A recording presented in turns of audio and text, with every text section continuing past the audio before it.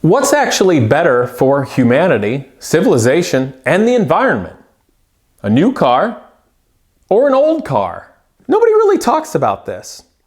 We're so focused on electric cars versus internal combustion engines, hybrids, what kind of battery, who's making this, what's the miles per gallon? Instead, we should be thinking of how much energy, how much impact actually goes into manufacturing new cars. And are new cars even worth it? We'll cut to the chase. I don't think so. In fact, the two everyday cars that my wife and I have, they're 20 years old right now. They were made at a point where I consider sort of a high time of manufacturing. They're modern, they're safe, they have all the amenities that you need, nothing you don't, work well in modern roadways. I can get parts for them. They're simple to work on. They haven't been overly computerized to fall apart and glitch out and be annoying. And there's something that just with very basic care or any mechanical sympathy will last and last and last and last. If I decided to keep it for the next 30 or 40 years, let's say I grabbed another engine or entire drivetrain and some parts and waited and just kind of planned that all out. And what's fascinating is the parts that I would need, let's say over the next few decades, is a lot less than producing a whole new car or two or three based upon how fast the average person in America goes through a new car, the cycle, the life cycle. In fact, the fact that we're mentioning life cycle is in a sense, it's almost like unethical to humanity in the world. It's very short-sighted. And it's fascinating to talk about how on earth we got there. Well, I got one word for you: consumerism. Let's look at this with brand new cars. Consider the gauges, the display, the interface. We've largely got rid of analog gauges with needles, and now we have screens. They're quite nice. They can balance well with their brightness and color for whether you're at daylight or nighttime, and it's easy to show all the information in the world you need, navigation, etc., etc. But the question is, why? Why do we keep doing all these gadgets and add-ons and everything? Tiny little creature comforts, all these silly little things. Part of it is due to government regulations. People just need a reason to justify them having a job. For instance, in the United States of America, we have what's called the third brake light. It's completely unnecessary and it's not even used in other parts of the world. But there was a study done, I think in the 1980s, where they're like, hey, let's consider a way that we can have less rear-end collisions. I've got it. Let's put another brake light up here in the middle. So we'll do a study out there in the real world, and we found that the cars with the little brake light up in the middle got rear-ended a lot less. Let's make it a new law where all cars made for America now have to have a third brake light. Okay, great. Well, gee, why do you think people crashed into those cars less? I'll tell you. Because they ain't never saw a third brake light before, and all of a sudden there was some more bright stuff in their face. Yeah, that's why. And then so now that we've got the third brake light that everybody has to pay more money for, it doesn't actually change anything at all because now we're all used to it. It was just a silly little Band-Aid made by somebody justifying their job, most likely. But the trouble is with the new cars, you have government mandates, they just keep coming and coming and coming. They have to try to make it safer and safer. It's kind of like helmets.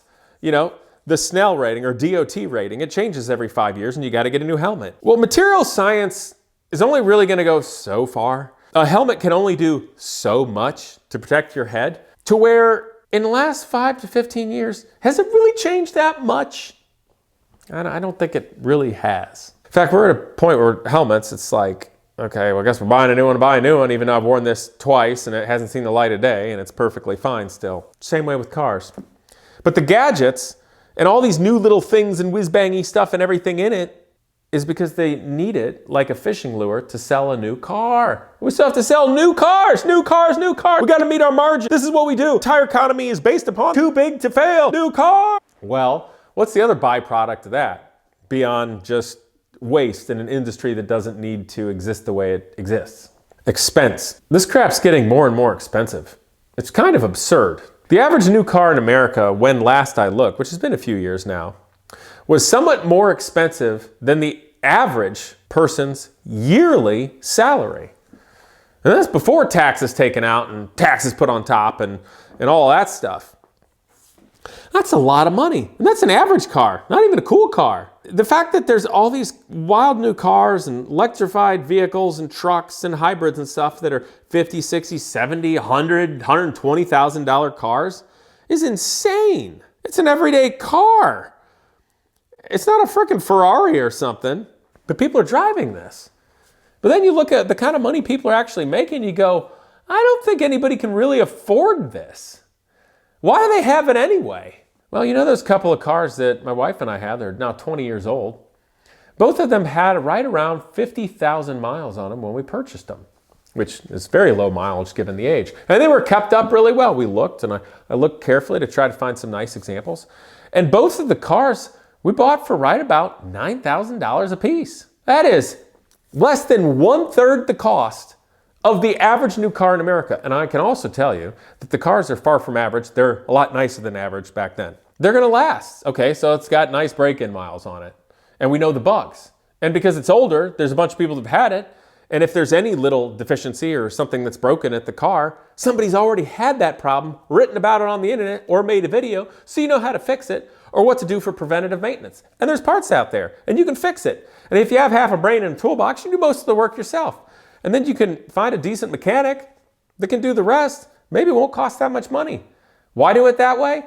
Because it's a hell of a lot cheaper, even when things go wrong, to do it that way, than to lose money to depreciation. I can't fix it. I need a warranty in case something breaks. Well, first of all, dealerships in general screw people. They don't want to pay out on a warranty. They'll find every way in the world to get out of doing a warranty. So the people buying new stuff and losing money hand over fist, tens of thousands of dollars, and they took out a loan for the car to lose that much money so a dealer can screw you on a warranty? Holy crap. And I'm way past the original topic of this video, being what's better for the environment, a new car or a used car that you take care of? Because there's a myriad of reasons why new cars don't make sense. I can't even think of a new car that I would buy anywhere in the world. They make no sense financially. And they suck. They're overly complex and break. Who needs that? But beyond just your own pocketbook, so to speak, to use an old term, that's not good for the environment.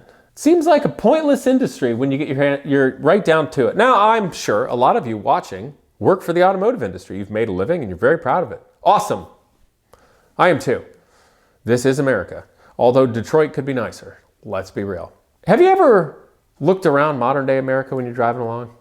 Kind of in a commercial area, you get out of the residential, you're a fast food restaurant, a donut store, a jewelry store, a Walmart, a little strip mall, an oil change place, a bank. Anywhere you go in America, it's the same crap, different day. Have you kind of looked around and thought, what is the machine that we live in that is the United States? What is our real product? What do we actually create? What is our legacy in the industrialized first world country of the United States? I can tell you what it is. Garbage. I don't mean that metaphorically. I mean that literally. Our legacy as a consumer culture is garbage. That's what we're leaving behind. You see, when I talked about the things you see when you're driving along, is there any higher level part of humanity that I mentioned? Library, place to write, place to create art, a place to explore the rest of the world, explore the cosmos, anywhere to learn or create something of value? No, not one thing. In fact, if you look, those things are very hard to find. Those are the best things. So I say that our legacy in the United States of America, and the only thing we're really creating, is garbage. New cars? Maybe they're new cars right now. They have that neat smell, a cacophony of toxic fumes from anything from leather to plastic that we associate with a new car being cool. Today's new car is just tomorrow's garbage. You know, and there's a lot of steel in them. There's still stamped steel boxes with chairs bolted in and an engine or a motor or whatever. And we really started figuring out that way of producing cars kind of in the mid-1930s. You know, a few years after Grandpa back here existed. In fact, the reason I like that year is because that was kind of the last big handmade year before modern production kicked in. But those brand new cars, you can crush them and melt them down and strip them out and melt down the aluminum and melt down the steel. But what about everything else? all the interior, all the paint, all the glue, all the rubber, all that other crap that you can't do anything with. So toxic, so much energy to produce. Everything goes in to create all the metals, and then to form that into a car, all the energy, all the time, all the resources, all the impact. Yeah, sure, people have jobs, but if it wasn't that, you'd be doing something else. Maybe something you enjoy more. Maybe something that resonates better with the human spirit. See, all that has an impact. Electric cars, they're not a solution. At best, all it does is take the problem out of your backyard and put it in somebody else's. You know, the quick example of that are the cobalt mines in Africa. Yeah, it's pretty bad, pretty horrific, pretty human rightsy issues. And electric cars have their own toxicity issues. I don't even know why we're arguing about all this right now.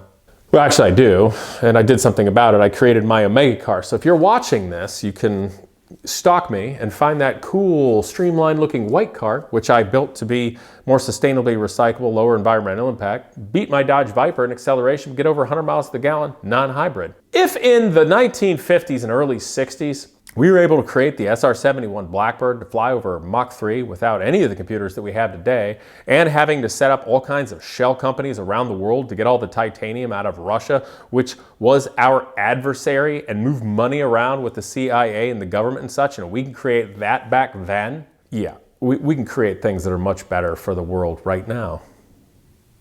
But we're not, and we're not going to, because everybody's arguing about stupid stuff. So the question is, what's better for the environment? A new car or an old car? An old car, if you take care of it. Problem is that doesn't work with everything our society and industry and culture is set up on. Whoops, there's the problem. Now this video is not a solution video. And what I'm saying doesn't really fit in with any political party in the United States. Unless you're independent, use independent thinking. The best I can do is point this out for you guys to think about and look at. Form your own conclusion. I can tell you from experience of being a car guy and working on stuff for a long time and looking and considering, I do hope one day we get past this consumerism silliness. Where are we going? What are we doing? Is it just to have another reveal on YouTube? Another unboxing? Another new car that doesn't matter at all? Or should we create something? Why does it all have to be partisan? Why does it always have to be a ugly, unsportsmanlike college football match rivalry? Food for thought. That's all I got now. But old cars have a lot of value. So be mindful when powers that be out there are trying to tell you that those things are bad. I don't think they're bad. I think they're actually really good. I think when people try to tell you that something you're doing is bad when you know it's good, it's really because they want to transfer power from one place to another, or money from one place to another. And usually it's your power and your money from you to them. So screw them. See you next time.